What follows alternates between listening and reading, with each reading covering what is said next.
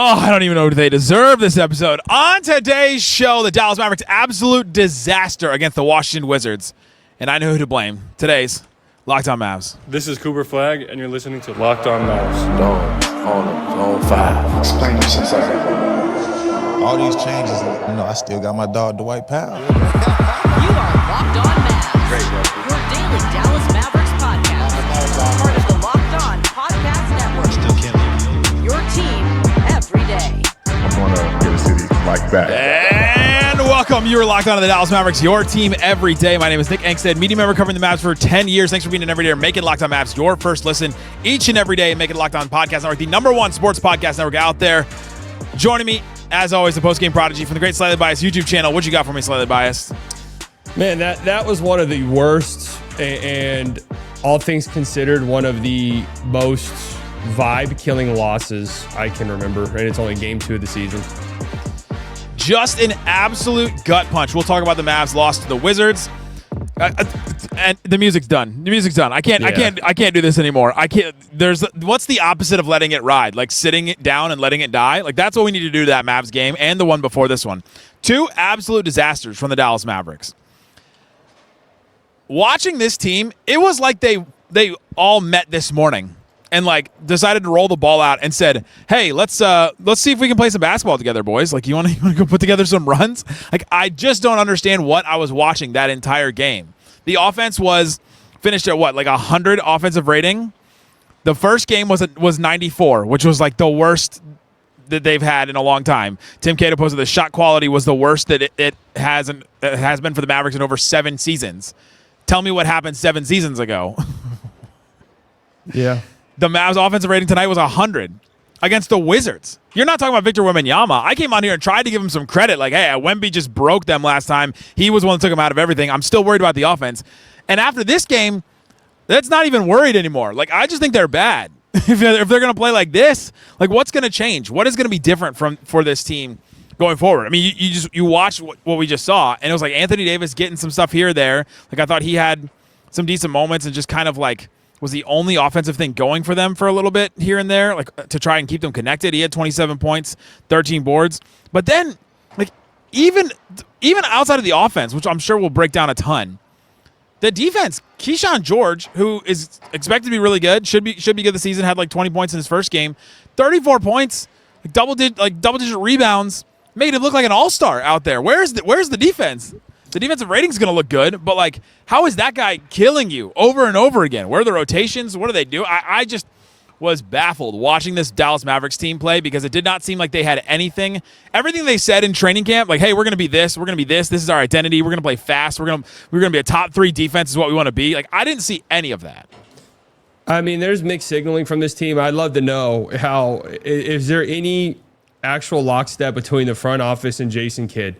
Sure. Nothing that has happened this summer, nothing that they said makes sense with what we've seen to start this season. It feels like a Cooper Flagg is the future of our franchise. I do not care what happens outside of that from Jason Kidd early on.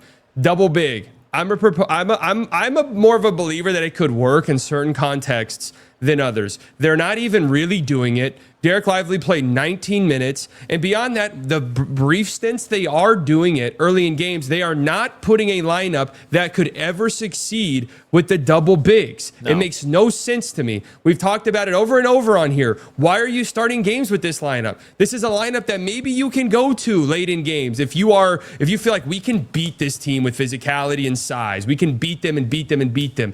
Why are you starting games like this? You don't have a true point guard, which you do have on your team. Nimhard can be that. D'Lo can be that. D'Lo played 9 minutes tonight. I thought that he actually 0 in the second half. I thought he actually got and generated decent looks for the team in his 9 minutes. He wasn't great, but I thought it was better than what we've seen. They won his minutes, right? So why start Cooper Flagg, this 18-year-old kid in his second game, who, as it stands right now, wasn't even drafted to be a point guard, right? Like, yeah, great playmaker, great instincts, could become a point forward over time. Absolutely.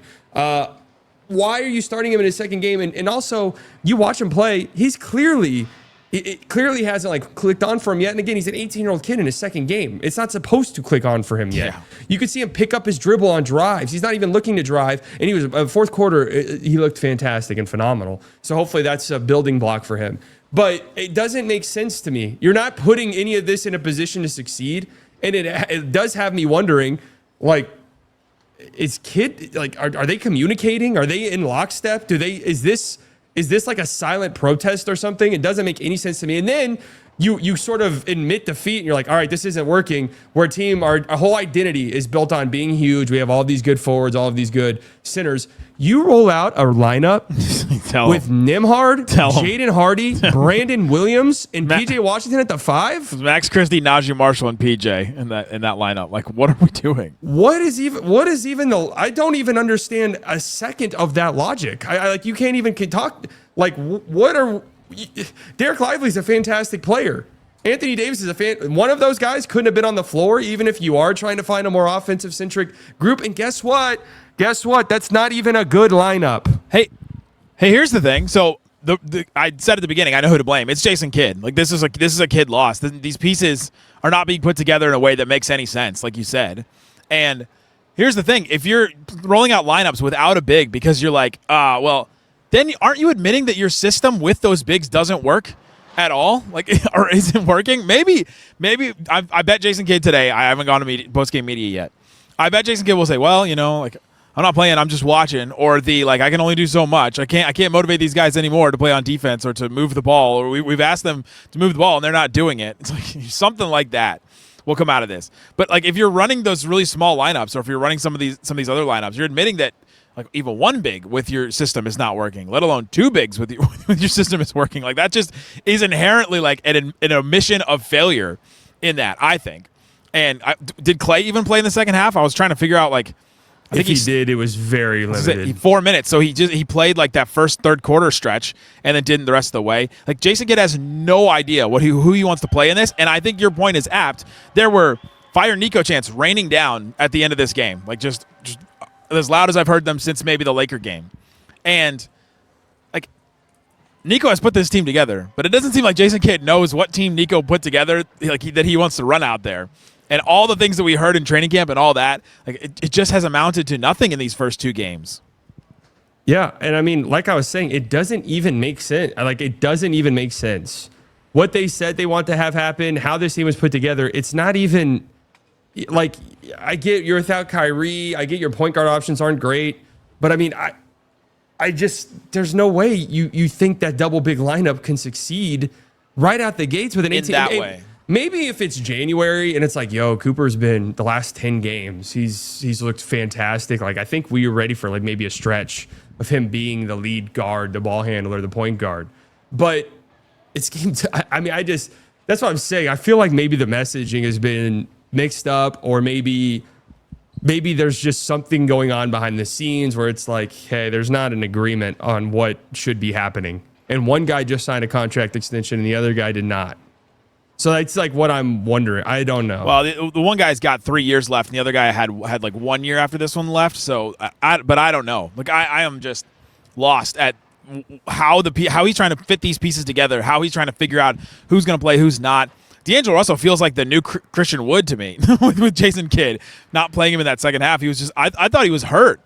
I was trying to look for him on the bench, and he was over there on the bike, like trying to stay warm and all that. Like, they talked about how deep this team is, like, all summer. We talked about it. Like, the Mavs talked about how it's going to be such a strength for them, and I'm just not seeing that either. This was such a baffling loss to me to this Wizards team. And if you're a Wizards fan, well, shout out to you, because you're one of the most loyal people that's probably ever walked the face of this earth. But if you're a Wizards fan in here watching us crash out, like, welcome, because I am crashing out after this loss. Having to watch that offense again, and thinking about having to watch that offense for 80 more games slightly is just, I cannot imagine. Coming up, we saw Cooper Flagg unleashed in a way that I think shows some hope, maybe a little bit. We'll talk about that. I'm not ready for that. We'll talk about what else went wrong then. Coming up. Today's episode of Locked On Mavs brought to you by Robinhood.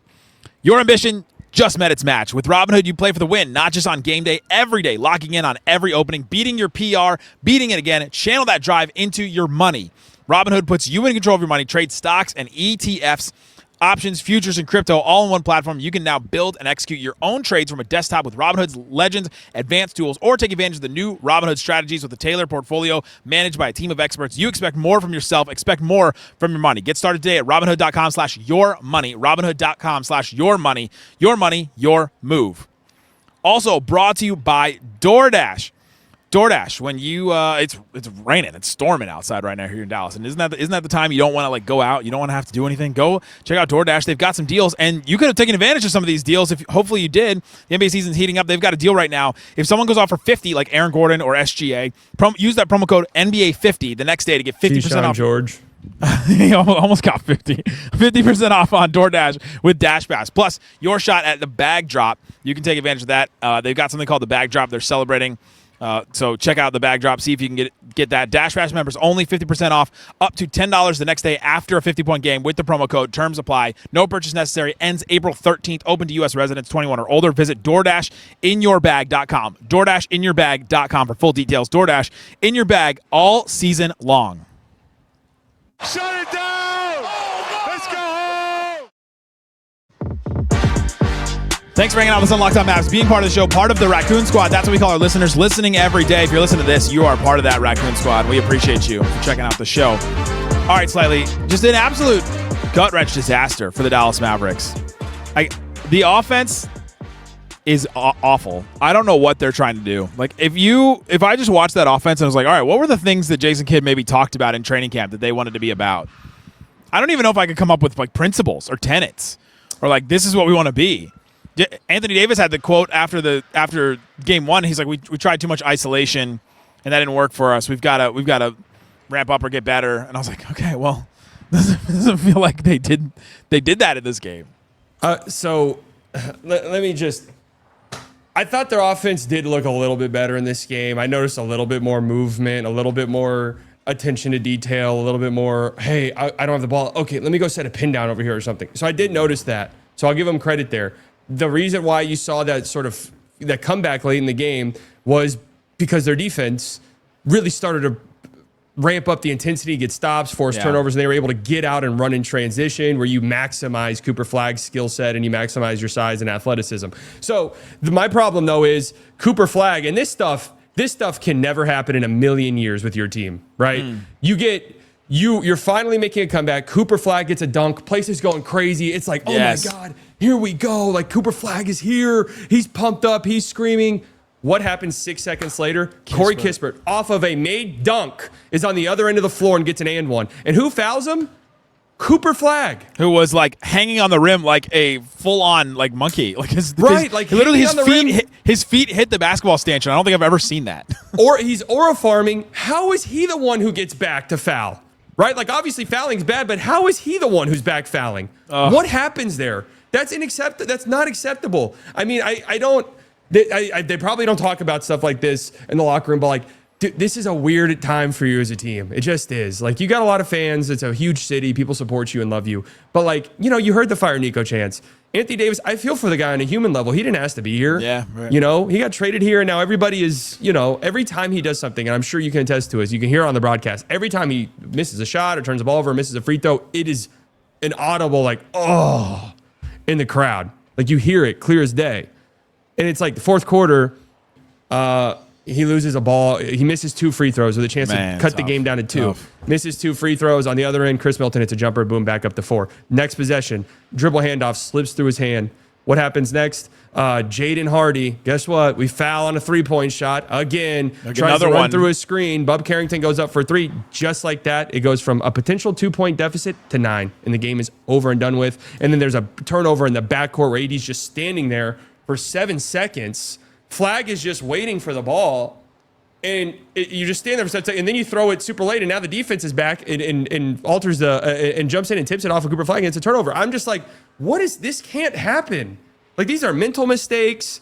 These are lackadaisical errors that simply can't happen. I know it's game 2 of the season, so you guys might be thinking like, oh man, this is just like a crazy like podcast and crash out for game 2. They just got blown out by the Spurs, and they just outside of kind of a fake comeback, they got it down to potentially 2. 2 teams that didn't make the playoffs last year or the play-in. Yeah, and they got embarrassed by this Wizards team. It was an embarrassing game. Yes. So something has to change. Well, the thing is, they went up by 14. What, in like the first quarter? Yeah. And then like the Wizards started making some shots. Like Keyshawn George started going on his thing. Trey Johnson was making some shots too. It felt like they just kind of went out and got buckets too, right? Like that's just who those guys are a little bit. They went and got some buckets, and then all of a sudden, all the stuff you were talking about, the lackadaisicalness, all started to pop up. It's like they expected, we're up by 14, we're just going to roll the rest of the way. There's no intensity. There's no, like, hustle. I thought this team would be, like, a super hustle team, and the only guys I'm seeing hustling out there, Lively dove in a loose ball today. PJ Washington is definitely hustling, but he's also throwing the ball. Najee did today, big time. Najee did a little bit for sure, and then Flagg here and there for sure, I saw. Yeah. But it's just... You'd think, though, 2 games in, the intensity would be there. Hey, we've been waiting this long. We've been talking this much. We've got this to prove. Well, and it kind of goes like it's just this is the stuff you can control, right? Like your offense might struggle. We're not a great shooting team. Like we might miss shots here and there. This is stuff you have to control and be good at, man. Like this is what we talked about all offseason. There's not a margin for error for you defensively. There's not a we just dunked it. Yeah, let's aura farm and emote in the backcourt. What's that? Corey Kisper's down the floor. That can't happen. That happened with AD too. Yes. Anthony Davis was bad in transition, like he was. And it's just like, I just want, dude, we're rooting for you. I'm rooting for you. Like, it's terrible. You were in a horrible spot. You're in like this super weird spot. A superstar's probably never been in, where like you're a top 10, top 15 player, first ballot Hall of Famer, no questions about it. And the top team 75 player. Top 75 player of all time. Realistically, there are 29 fan bases that be like, yeah, Anthony Davis is on the team. And because of situations outside of your control, this is the one where it's not. It's like these things have to be cleaned up, because we said this all the time with Luka, where it's like these lackadaisical moments. But as being the best player, you are the de facto leader of the team. Whether or not you are in the locker room is a completely different story. But on the court, the team will go as you go always.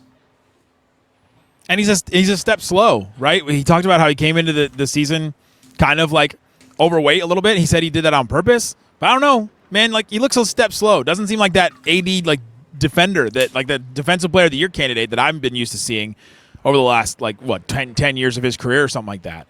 Yeah, we're not seeing that. And if you're not getting the elite defense, this team, the identity of this team is just different. It's just different, and it is what it is now. It's like, all right, well, you get stopped sometimes, and if you do, you can push a little bit in transition. But then, all right, we're gonna stop here, and AD was, I'll give him credit, was the only one like keeping him connected on offense at times, because he is still really good. If he gets within 15 feet of the basket, he's a bucket almost guaranteed. But other than that, man, all the other aspects of the game, like you mentioned, just were not there for him. We're not there. And, like, the fourth quarter, I'll give credit. Like, they turned it on and they flipped the switch, which is a little frustrating, because it's like that has to be there for 40 minutes. I don't know if this is like we got the Wizards type thing. You're not that level of a team, you know? When I feel like it started to turn, the third quarter, they had this like Flagg, Lively, lineup out. They had that lineup out there. I think it was like PJ and who else. But they started to really get it when they gave the ball to Flagg, actually, which really frustrated me because the whole talk has been point Flagg, point Flagg, point Flagg. And even in those starting lineups, like you were talking about, it's not even point Flagg. They're not even really running like pick and rolls for him, or they're not even running like plays where he has the ball, he's handling the ball, he makes a decision. He's like going to stand in the corner. And they're not even running that. And then it felt like in that third quarter, they started to get some stuff going. Flagg got a couple of drives here and there, got a couple of good playmaking opportunities. Fourth quarter, beginning of the fourth quarter, kind of the same thing. And then that huge dunk that you mentioned happened.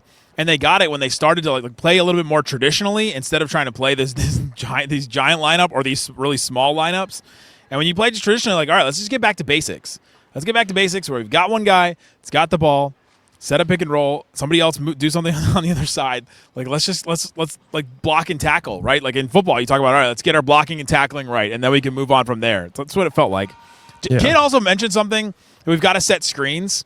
And so I was watching a lot of the screens, and man, they're just not creating any advantages on the screens either. Some of that lackadaisicalness happens in those off-ball screens too, where I'm just like, you're not creating any advantages, and so you're just doing offense for the sake of doing offense. Yeah, and I mean, and to the rest of the team's credit, like, I think part of the offensive struggles early in games are the fact that, and look, it's an 18-year-old kid in his second game. And he was awesome in the fourth quarter. Like, Coop at this stage is just not and it's not. We knew he wasn't going to be this coming in. He wasn't drafted to be this. He's just not looking at the rim, not looking to score, and that is difficult for an offense, right? He's making good reads. Like, the process doesn't look bad. Like, his passes are good. He had 5 turnovers in this game. Like, that's gonna happen. He's a rookie. Like, this stuff happens. But you know.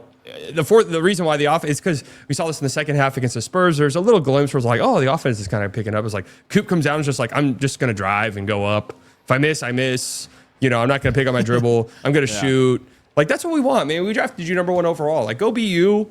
You know, I still think this kid's going to be great. And the fourth quarter, like, he was awesome, genuinely. There were awesome moments. He should just be like a cherry on top for this team, right? Like, like whatever he adds should just be like extra and should just be like gravy for this team. But there's no foundation for it. Like, if he's the foundation of what makes this team good, like, I think that's a problem for the Mavericks, who expect to be a top 3 defense, expect to be a playoff team, expect like have all these expectations. And like, you say stuff to people in the Mavericks, and you're like, yeah, I don't know. I think I have the Mavericks 6th or 7th in the standing. You start going through it, and they're like, well, who's ahead of us? Who's ahead of us? I'm like, all right, there's a lot of teams that have foundations, know who they are, know who their identity is, and I expect the Mavs to figure out what it is. But right now, they don't know their identity. They don't know what they are as a team. They've tried this double big thing, and they're not even really doing it right. Yeah, I mean, it'll get better than this, right? This is a very early season. I hope so. It literally can't get worse unless they are the first team to ever go 0-82 in a season. So, you heard my stat yesterday, right? What is that? Cleaning the Glass had him at expected wins per 82, 1.5. Yeah. So unless they are the worst team ever by 10 whole games, then it will get better. But it is just frustrating early on. And what really frustrates me is, like, there are so many easily clean upable things that it's just like, man, you guys don't have this runway. You know, like, this team has been slow starting in the past. Right, yeah. You haven't earned anything yet. This team has been slow starting in the past, and we've been on here early in the season in the past, been like, what is this team like? This team has come out the gate slow. This team is just doing stuff that is inexcusable early on in the season, early on in games. They've always, under Kidd, been a slow starting first quarter team. Yeah. But this is just like, man, you guys don't have this leash. You know, you don't have this. Oh, we'll figure it out at the trade deadline, and we'll go on a 30-10 stretch to close out the season. I think you probably aren't capable of that. Unless the defense just completely transforms overnight. And it feels like Kidd doesn't want to play D'Lo because of the defense. And maybe we're doing this whole song and dance thing again. That's what it was with Christian Wood. Maybe that's the whole thing again. I mean, but I don't know. He played Hardy. Hardy's not much better defensively than D'Angelo Russell is. Something must have happened there. Like, I don't understand it really. I don't know. I don't get it. I'm telling you, something. There's like cross messaging. Something doesn't really add up. From the time that they decided that D'Lo wasn't going to start, I was like, okay, there's some, like, I don't know if a kid may not have bought into him.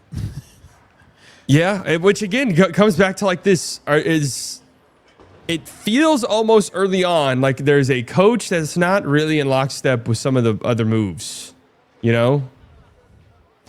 That's what it feels like. We'll talk more about it. Go check out Slightly Biased, great YouTube channel. Stuff happening all the time over there.